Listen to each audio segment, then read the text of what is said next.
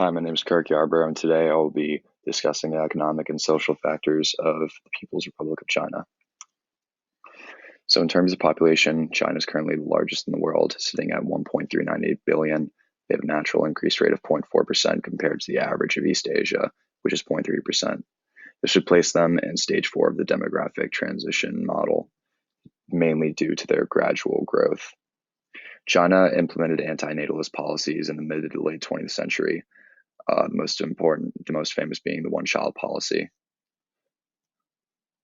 This graph will sort of visualize what the one-child policy did to the natural increase rate of China, which had a stark boom within the 50s and 60s and into the 70s, and then only decreased over time from 1980 until the 2010s.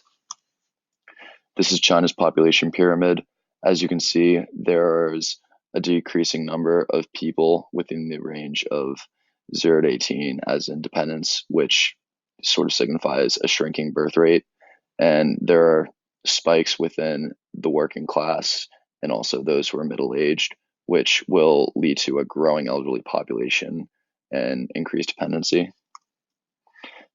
A slight comparison would be with Mexico, which is a stage 3 country, which has a much, much larger population of those who are under 50.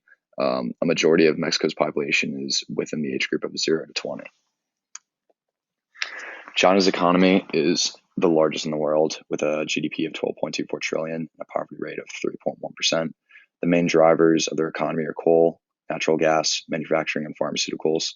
China has extremely relaxed laws on environmental regulations and labor rights, which has helped to make them one of the largest exporters of coal and natural gas, and has made them a very popular site for Western countries to place their manufacturing.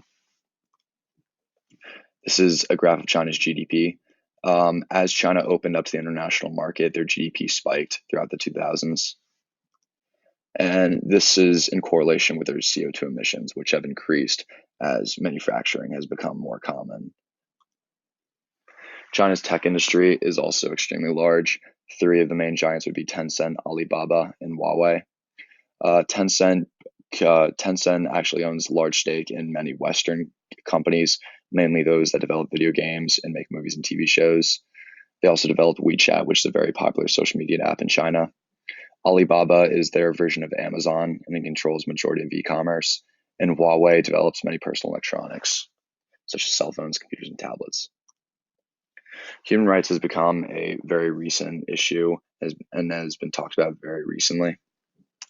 A few examples of this would be mass surveillance of many cities in China.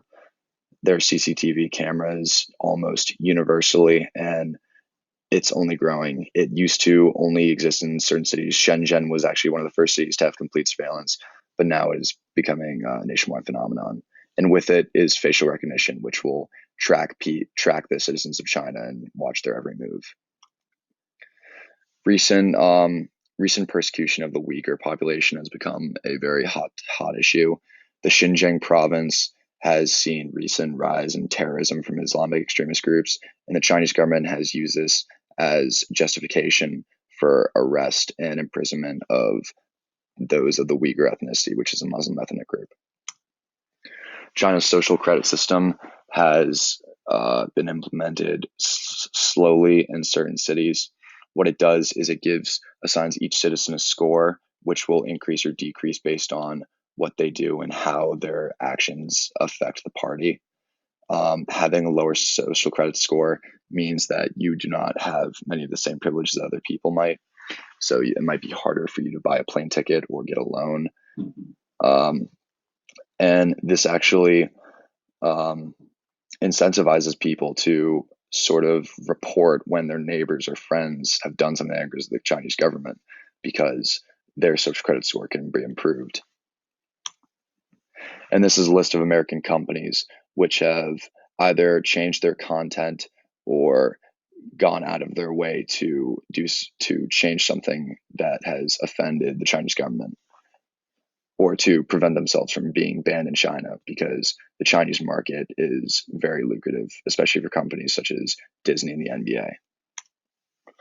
So, in conclusion, China is one of the largest economic powers in the world, and they've built systems of mutual reliance with many nations in the Western world thanks to its cheap manufacturing, lax regulations, and booming workforce.